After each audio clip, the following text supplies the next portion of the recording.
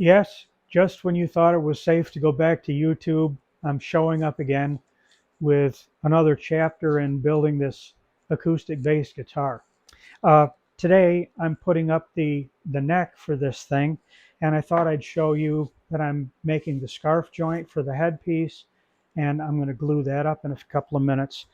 Uh, so this may be handy for some of the guitar makers as well as just those who like to see what's going on with the bass guitar. As you know, a scarf joint is cut.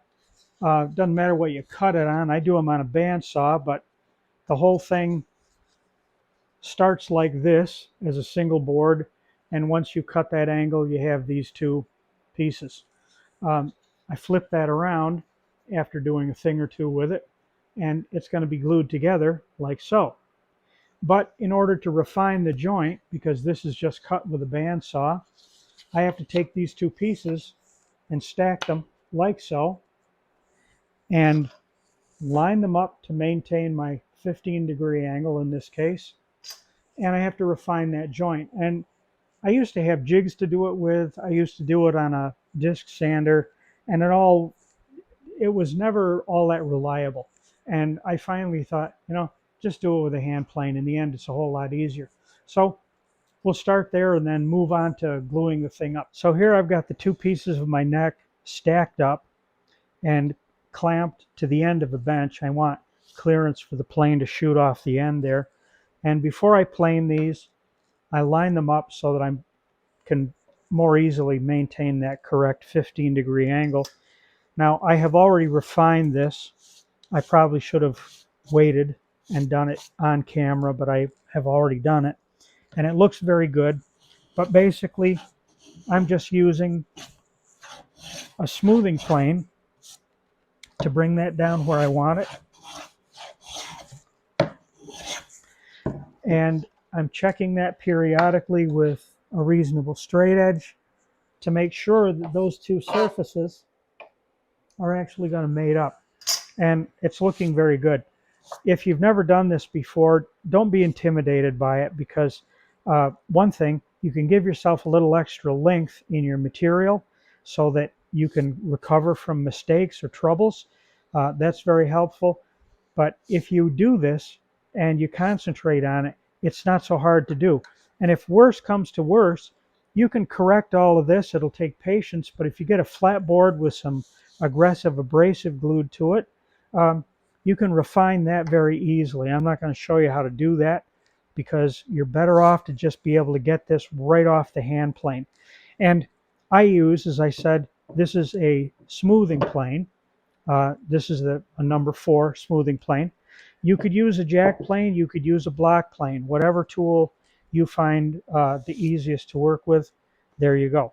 So our next step is going to be to put this in a jig that I have and glue it up. I have this jig that I developed years ago. I think I first came up with this maybe 25, 28 years ago. This is really just very simple. Piece of MDF, so you need something nice and flat, nice and straight. You put the neck shaft in there, and I put the headpiece in here. And all I'm going to do is line those up until the joint comes together correctly. And I'm going to clamp the neck shaft right here. And then I'm going to glue this joint with a series of clamps. Now, I have something a little bit different. You see I've glued ears.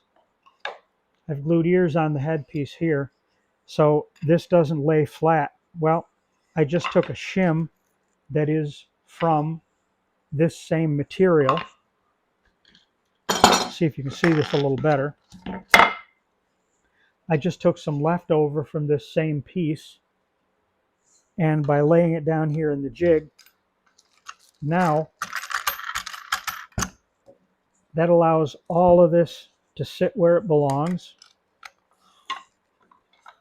right over that shim, and it allows me to put the joint together so that everything lines up just the way it should.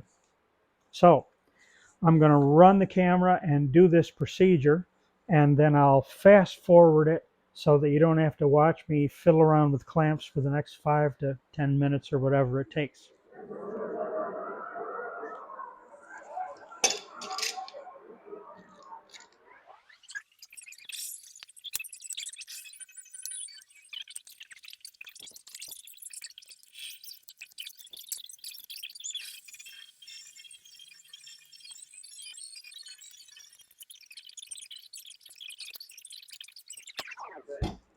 So there's the glue up in the jig.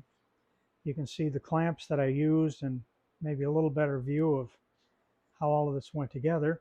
One thing that I did do with this that I don't normally do is on the back of the headpiece here, I put a layer of veneer.